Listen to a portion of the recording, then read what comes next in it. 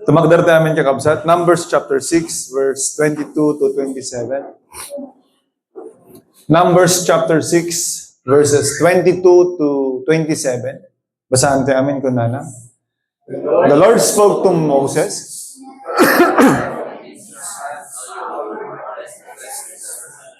Say to them, the Lord bless you and protect you. The Lord make His face shine on you and be gracious to you. The Lord look with favor on you and give you peace. They will put my name on the Israelites, and I will bless them. Bendito ken managparabor nga Diyos. Thank you for you are the God of blessings. Diyaman kami apo Diyos ta pagayatam nga bendisyonan dagiti an anak mo.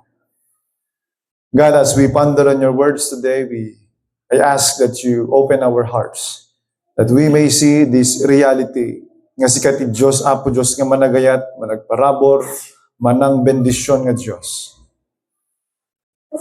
May you minister to our lives.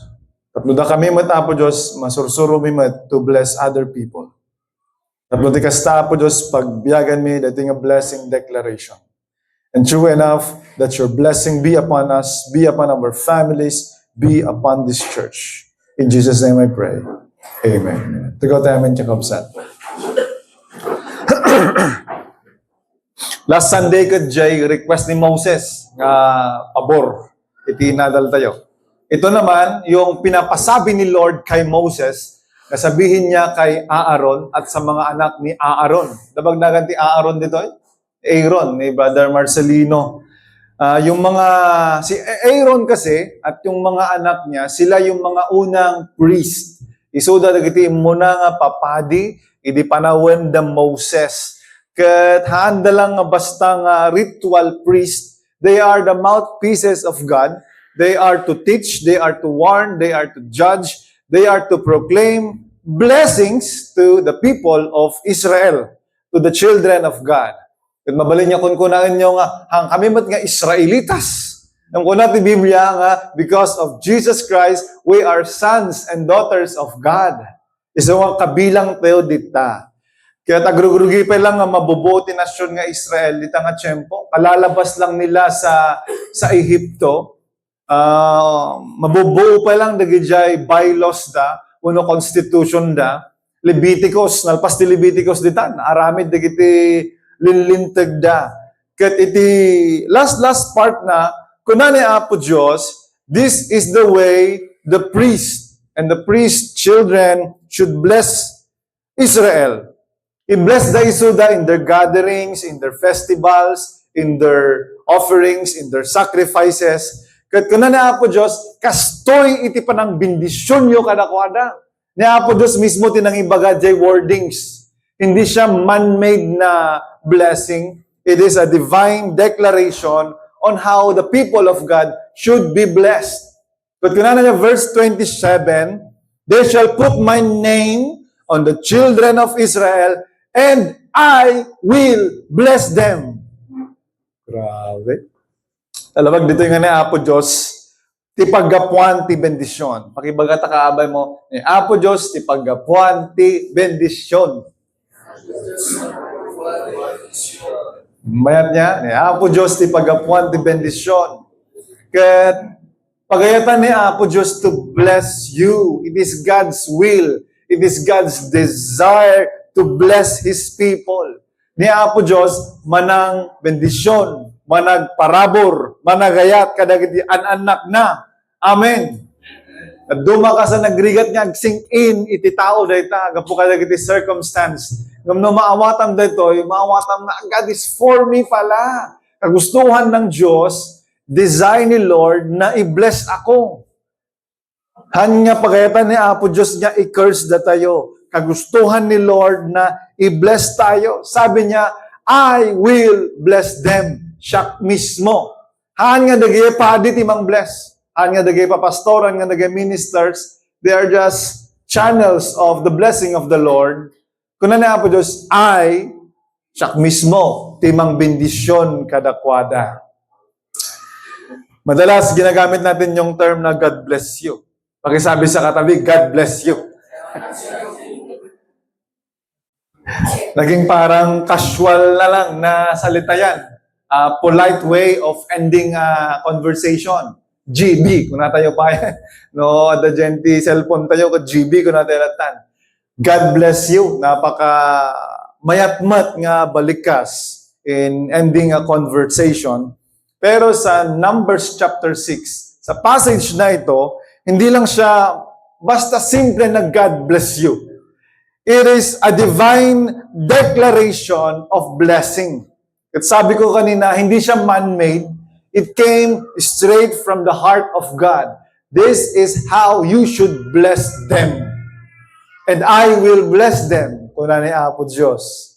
Today we will understand what it truly means to say, the Lord's blessing be upon you. The Lord's blessing be upon us. Sa verse 24, kunana, the Lord bless you. Anong ibig sabihin ng blessing ni Lord? Ang ibig sabihin niyan ay provision. May provision. Amen. The blessing of the Lord starts with His provision. Alam niyo kung bakit? Because God is a Father. Hindi lang siya basta God. He is a Father. Abba. Ang ibig sabihin ng Father, source, provider. Pag-isabi sa katabi, God is my provider. The Lord bless you. Provision, ibagbaga na dayta. Kahit saan lang, hindi lang ito provision sa material ng mga bagay, but also in our spiritual, emotional, mental, relational na provision. Amen. Paulit-ulit kong sinasabi, if you have a healthy body, amin nga healthy ko na naman di amen. If you have a happy family, pag happy ang family, can you say amen? Happy ba? Family natin. If you have faith in Jesus, can you say amen? If you have a healthy body, if you have a happy family, if you have faith in Jesus, you are tremendously blessed. Medyo agkurkurang mo, Pastor. Basta tremendously blessed ka. Nahalamot niya, kwarta gamin, ti bendisyon ni Apo Diyos. Actually, if you are still breathing, if you are still standing, still believing in God, that is also a provision, you are blessed. Pag-sabi ulit sa katabi, you are blessed ngay. Hindi ayon ti bagim nga wansamo ti bendisyon ni Apo Diyos. Kaya nga hanak ka na promote, di ba? Hindi lang naman mga yan ang blessing ng Lord. God's provision does not always mean luxury, but sufficiency. Sabi ni Apostle Paul, I have learned in whatever state I am to be content. Kaya siya rin ang nagsabi na, my God will supply all your needs. Amen. Sa panahon nila Moses, isipin nyo, nasa wilderness sila. Wala silang market. Wala silang taltalon. Wala silang hospital. But God met all their needs. Sa katunayan, literal na si Lord ang nagpakain sa kanila. Nagreklamo sila ng karne, nagpadala na po Diyos titukling. Nagreklamo dati tinapay, agarbis ang atudo eh. Grabe no tudon, mapunon. Agarbis, adjadjukat, mapunon, dati mana nga kan-kanunda everyday. Imagine mo yon. Wala na, mabangrap adya business ni Sister Lovely no kan. Pagtudon niya, Apo Diyos timana, kukutignan nila sa mga may mga flakes, para sky flakes. Tapos, everyday na provision ni Lord yon. Damat digay loko-loko, nagala dati nakanado, basket nga nagkargaan da. Sabi ni Lord, daily ration. Hindi 1 month. Yun kasi minsan ng tao, kahit mga talaga tayo,ag-hoardan eh. Tapos baka may busanak, baka awan to rin tinubigatin. Kahit kinamagahan, tinignan nila na ugas. Sabi kasi ni Lord, God will provide a daily ration for you. Pag sabi sa katabi, God will provide for you. God was their source. Pati nga sa prayer, give us this day our daily bread. God is our provider. Ang pinakamalaking provision para sa akin, na binigay ng Diyos sa tao, ay nung binigay niya the living bread from heaven, na walang iba kung hindi si Hesus Kristo. Amen. Sabi sa John chapter 6 verse 35, start tayo man di 33. John chapter 6 verse 33. Ano ito yan? Naturog dito na lamin. For the bread of God is the one who comes down from heaven and gives life to the world. Verse 34. And they say, Sir, give us this bread always. Verse 35, sabi ni Jesus Christ, basahan tayo amin, kuna na? I am the bread of life, Jesus told them.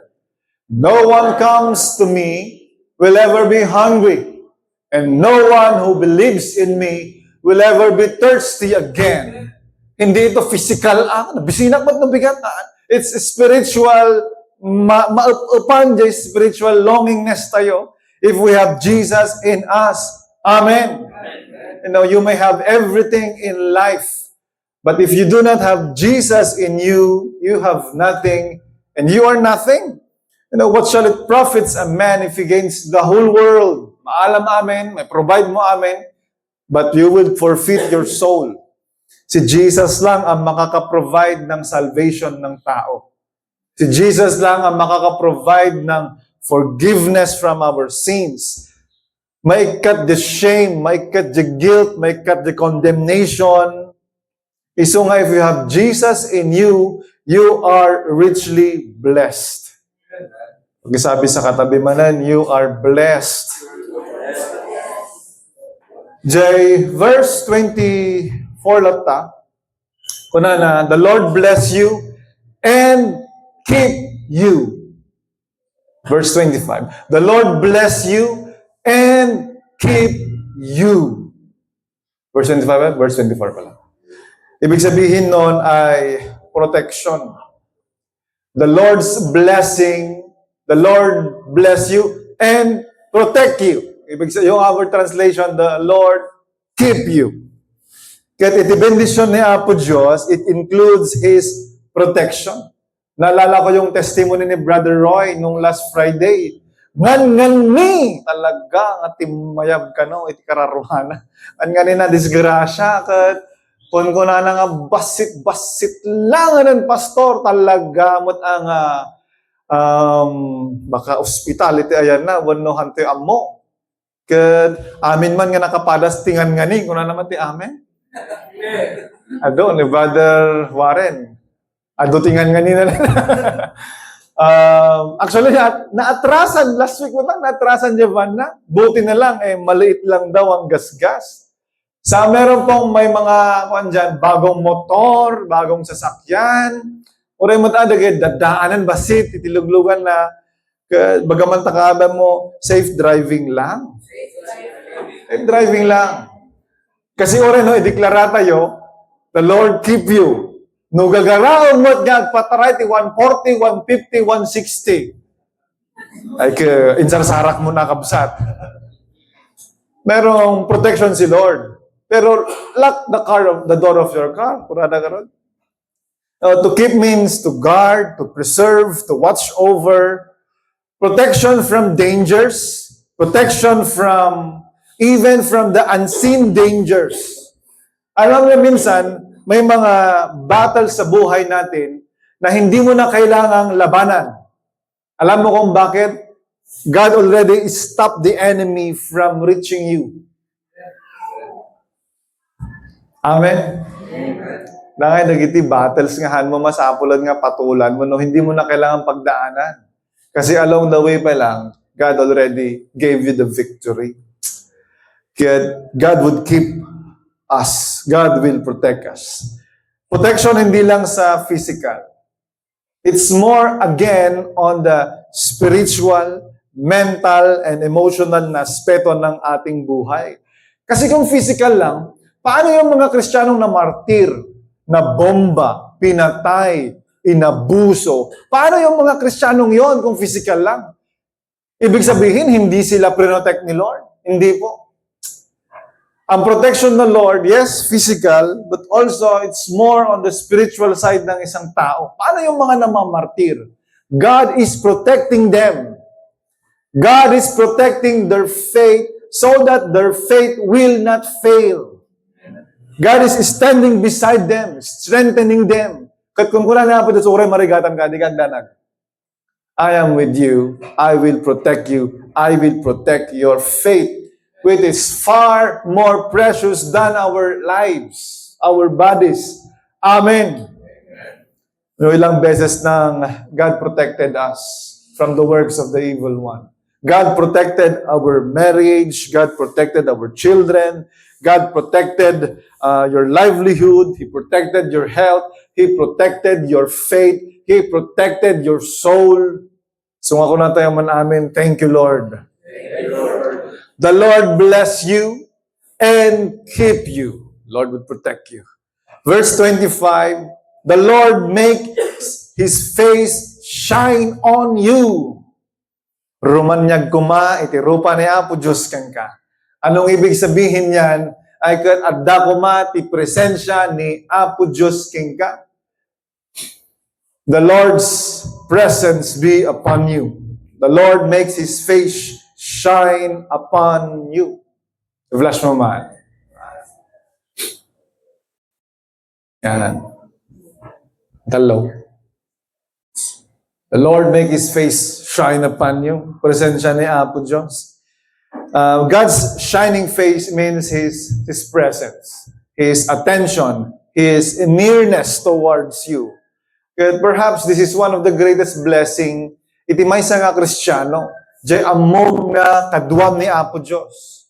God's presence in you, in your family, in your workplace, in your livelihood, in your business, kaduam ni Apo Diyos. Nasabi ko last Sunday nga, if God is for us, who can be against us? If God is on your side, it doesn't really matter who the enemies are. No kakampim ni Apo Diyos, kadwam ni Apo Diyos, asino nga iti mabalin nga mang laban king ka?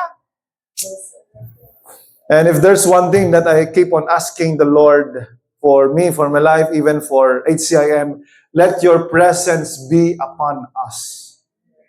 Pag-isabi sa katabi, the presence of the Lord be upon you. Kaduaan na tayo kumani Apo Diyos. Kibinan na tayo kumani Apo Diyos. Idalan na tayo kumani Apo Diyos. Amen. Dito yung paulit-ulit actually nga inkari. Ito yung paulit-ulit na prinamis ni Lord kay Joshua noong mapansin ata ni Lord na medyo ang nervyos ni Joshua, tanatayan ni Moses. Tanatayan ni Moses kat isuna ti first in command or second in command sumarunok ni Moses kat barbarito pa lang ni Joshua. Pero sabi ni Lord kay Joshua, do not be afraid. Do not be discouraged. I will be with you. I will be with you wherever you go. No one will be able to stand against you. Joshua chapter 1 verse 5. Yan ang sabi ni Lord. I will never leave you. I will never forsake you. Kung basbasa ka tayo, grabe iti ibaga ikasta ni Apo Diyos nga ko, mangpakampiyan sa akin Joshua. No one will be able to stand. Basahan tayo amin, kunana?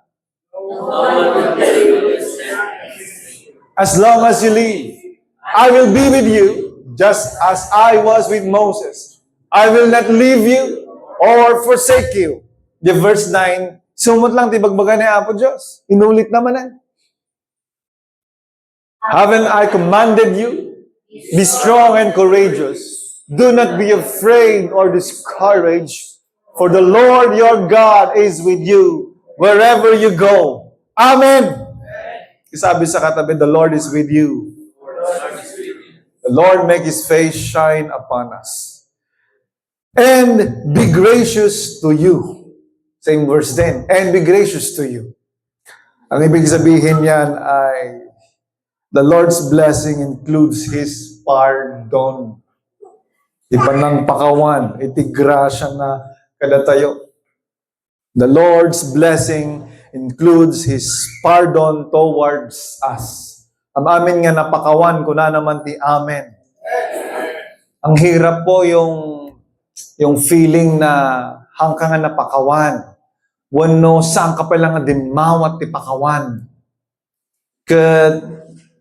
Totoo yan sa relationship natin sa kapwa natin tao. But how about with our relationship with the Lord? Nadagdag sina, no? Among nga you are not right with God. Past week, meron kaming alitan ni Mrs. Opo, nagkakaroon din po kami ng alitan kasi tao lang din po kami.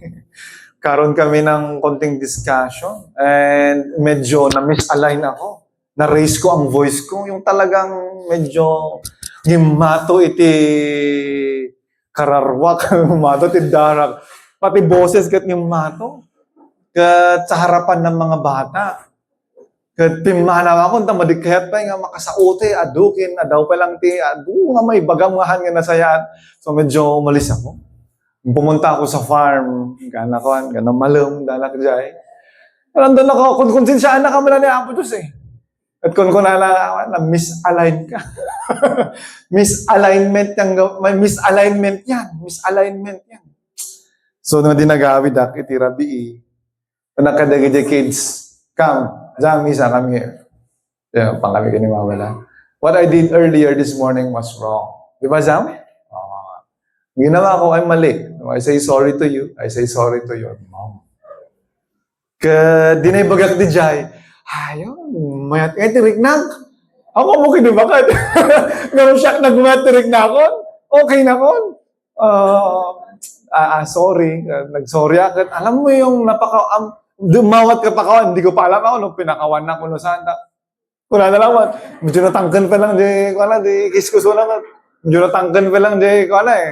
Pangalan nga maguyod. Ngam jay feeling ko nga nakapakawan ako. Nag-ask ng forgiveness. Napakaganda, napakagaan ng feeling yung alam mo na napatawad ka or humingi ka ng tawad. Pakisabi sa katabi, humingi ka ng tawad. Kapatid, kasawa dito, dumandanan ti talual daw, resurrection, maraming ti resurrection. Ti abayo, dumanon ti 1 week, dumanon iti makabulan nga kayo tintin nagari. Ay sus, narigad din, nalamin tayo mati panawan.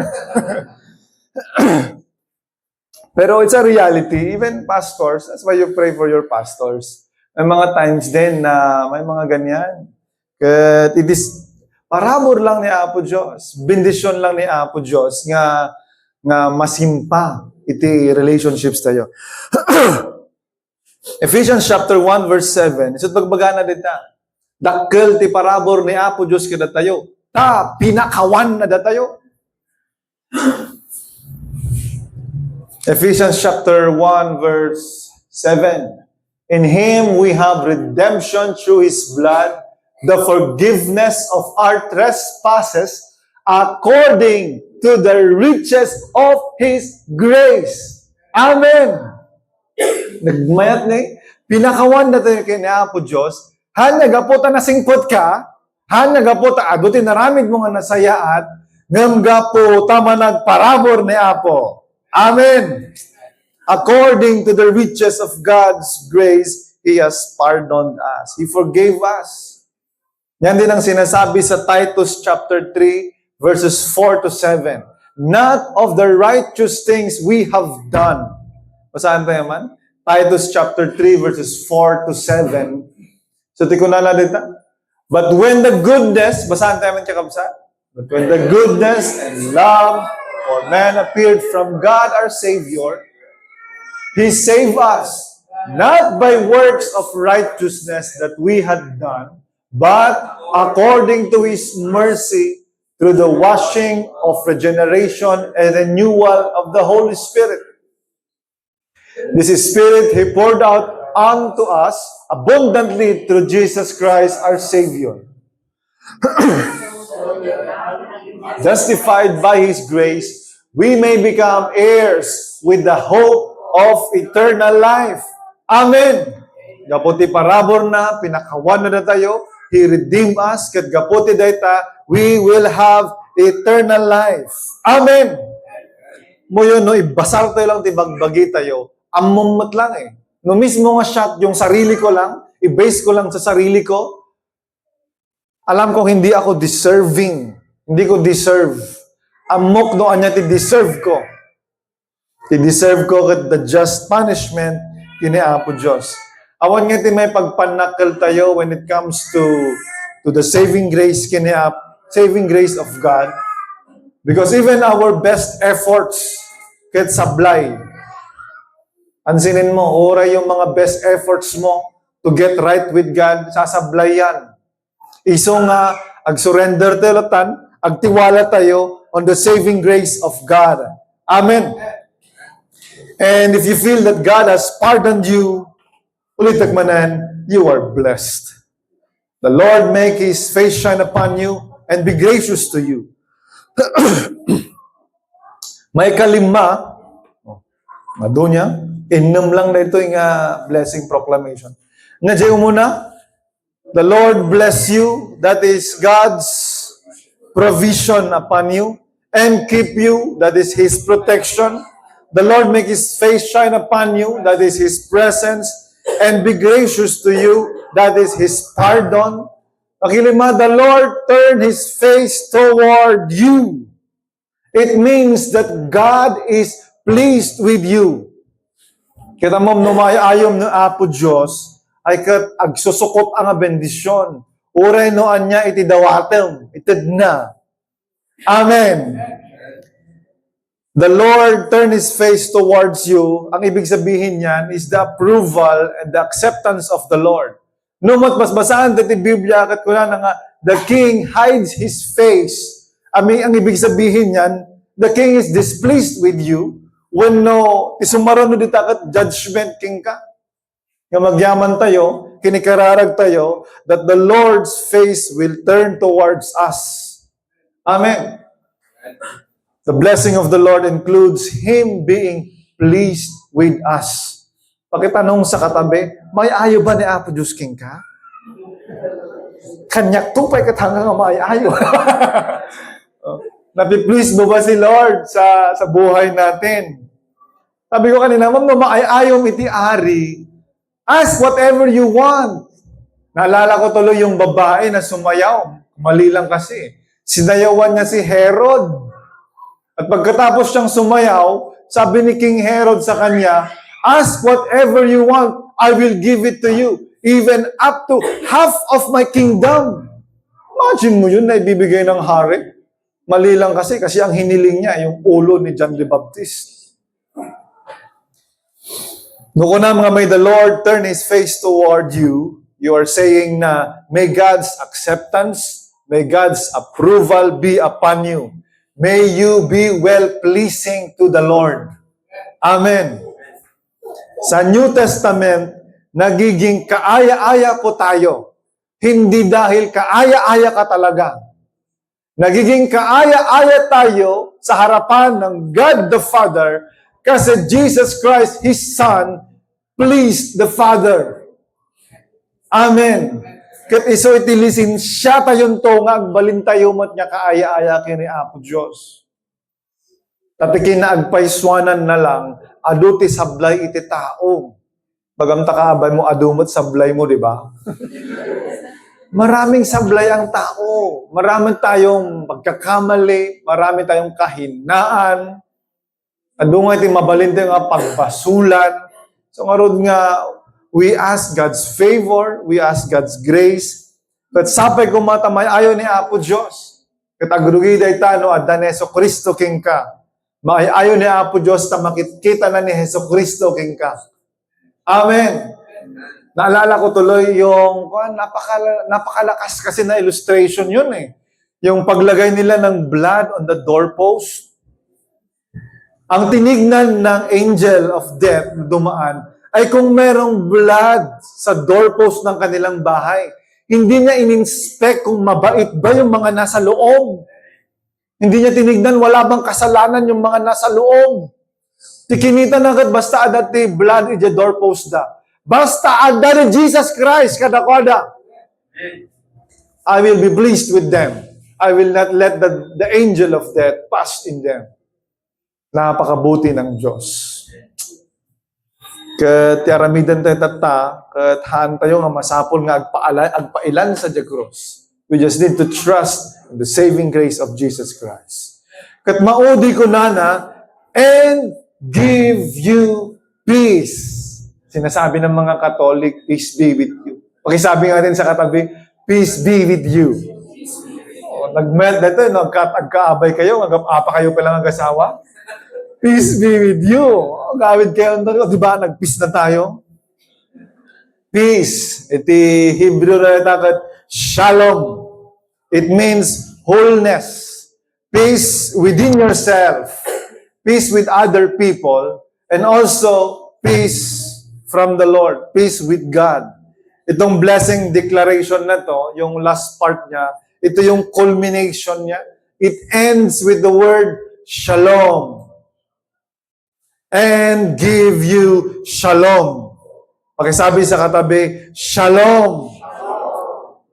You know, peace is the result of all the blessings combined. And only God can give us this kind of peace. Ni Apo Diyos lang ti paggapuan na datoy nga kapyatal na. Nga oray no maminsan, mamin adu, nga adadagiti parikot, uno agugulo ti entero nga lubong, dumakasla-kasla awan makwarkwarta, mabalin lata nga ibagam nga great is the Lord and most worthy of praise. Maidaya mo lata ni Apo Diyos because God's peace is within you. Saan nga maawatan ti lubong dito? Ura pa si kakot hamo maawatan no apay nga kayang pay lang nga mangidayaw kini Apo Diyos iti likod dati nagsusukot nga problema. At kunam agdayawa keng kaapo. You know, peace is not the absence of trouble. It is the presence of God in your life. Amen. Yan ang sabi sa Philippians chapter 4, verse 6 to 7. The peace of God which transcends reason. The peace of God which transcends understanding. How mo ma-explain no apay nga you are still at peace? Even in disease, in death, even in anyaman nga pasama kitibyan, you are still at peace. Philippians chapter 4, verses 6 to 7, yan ang sabi dyan. Now may the God of peace, kunana. Don't worry about anything. Basahan tayo kakabsat, kunana. Don't worry about anything, but in everything through prayer and petition, with thanksgiving, let your requests be made known to God. And the peace of God, which surpasses every thought, will guard your heart and your minds in Christ Jesus. Amen. Nagulutag lawlaw, madati peace ija pusom, peace ija pusom. Ija panunod mo, pwede kong rasonan to. Sa Biblia kasi, ang heart totally yung mind. Ada peace ija panunod mo, ada peace ija pusom, and only God can give us this kind of peace. Kat no adda king kadayta, you are blessed. When the Lord's blessing is upon you, upon us, we live under God's provision, His protection, His presence, His pardon, His pleasure, and peace. Kathalang one time, it's not only for a moment. It is actually a position.